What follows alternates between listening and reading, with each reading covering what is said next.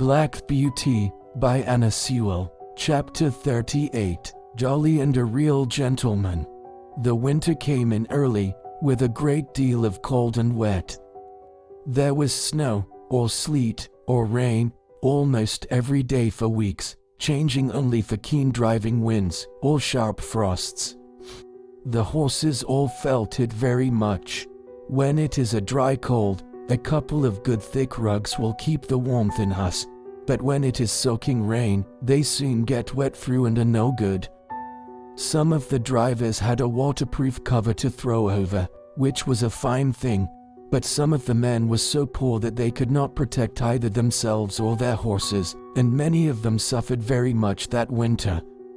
When we horses had worked half the day, we went to our dry stables, and could rest, whilst they had to sit on their boxes, sometimes staying out as late as 1 or 2 o'clock in the morning, if they had a party to wait for. When the streets were slippery with frost or snow, that was the worst of all for us horses. 1 mile of such traveling, with a weight to draw, and no firm footing, would take more out of us than 4 on a good road. Every nerve and muscle of our bodies is on the strain to keep our balance, and added to this, the fear of falling is more exhausting than thing else. If the roads are very bad indeed, our shoes are roughed, but that makes us feel nervous at first. When the weather was very bad, many of the men would go and sit in the tavern close by, and get someone to watch for them, but they often lost a fare in that way, and could not, as Jerry said, be there without spending money. He never went to the Rising Sun.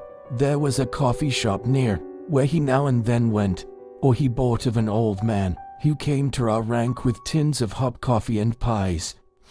It was his opinion that spirits and beer made a man colder afterwards, and that dry clothes, good food, cheerfulness, and a comfortable wife at home were the best things to keep a cabman warm.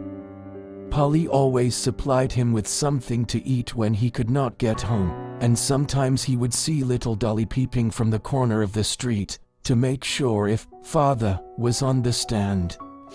If she saw him, she would run off at full speed, and soon come back with something in a tin, or basket, some hot soup, or pudding that Polly had ready.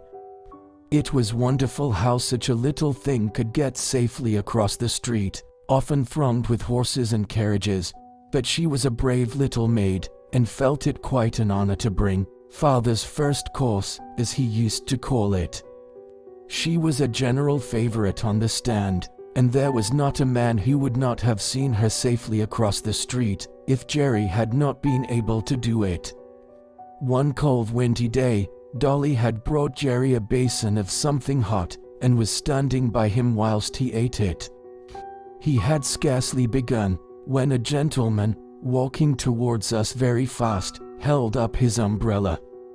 Jerry touched his hat in return, gave the basin to Dolly, and was taking off my cloth, when the gentleman, hastening up, cried out, "No, no, finish your soup, my friend.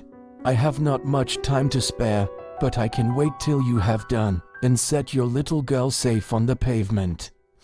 So saying, he seated himself in the cab. Jerry thanked him kindly, and came back to Dolly. "There, Dolly, that's a gentleman, that's a real gentleman, Dolly. He has got time and thought for the comfort of a poor cabman and a little girl." Jerry finished his soup, set the child across, and then took his orders to drive to Clapham Rise. Several times after that, the same gentleman took our cab. I think he was very fond of dogs and horses, for whenever we took him to his own door, 2 or 3 dogs would come bounding out to meet him. Sometimes he came round and patted me, saying in his quiet, pleasant way, "This horse has got a good master, and he deserves it." It was a very rare thing for anyone to notice the horse that had been working for him. I have known ladies do it now and then, and this gentleman, and 1 or 2 others have given me a pat and a kind word, but 99 out of 100 would as soon think of patting the steam engine that drew the train. This gentleman was not young, and there was a forward stoop in his shoulders as if he was always going at something. His lips were thin and close shut, though they had a very pleasant smile. His eye was keen, and there was something in his jaw and the motion of his head that made one think he was very determined in anything he set about. His voice was pleasant and kind. Any horse would trust that voice, though it was just as decided as everything else about him. One day, he and another gentleman took our cab. They stopped at a shop in our street, and whilst his friend went in, he stood at the door. A little ahead of us on the other side of the street, a cart with two very fine horses was standing before some wine vaults. The carter was not with them, and I cannot tell how long they had been standing, but they seemed to think they had waited long enough, and began to move off. Before they had gone many paces, the carter came running out and caught them. He seemed furious at their having moved, and with whip and rein punished them brutally, even beating them about the head. Our gentleman saw it all, and stepping quickly across the street, said in a decided voice, "If you don't stop that directly, I'll have you summoned for leaving your horses, and for brutal conduct."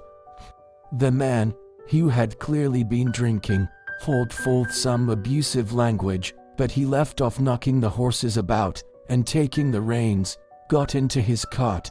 Meantime our friend had quietly taken a notebook from his pocket, and looking at the name and address painted on the cart, he wrote something down. "What do you want with that?" growled the carter, as he cracked his whip and was moving on. A nod and a grim smile was the only answer he got.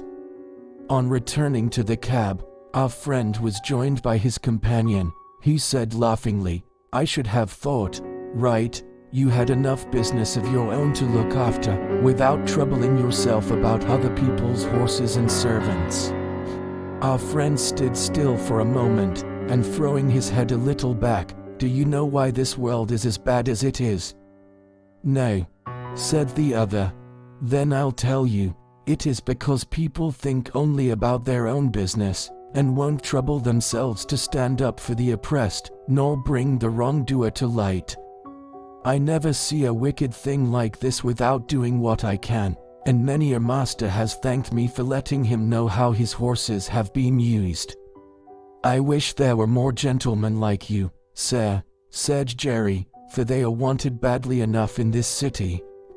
After this we continued our journey, and as they got out of the cab, our friend was saying, "My doctrine is this, that if we see cruelty or wrong that we have the power to stop, and do nothing, we make ourselves sharers in the guilt.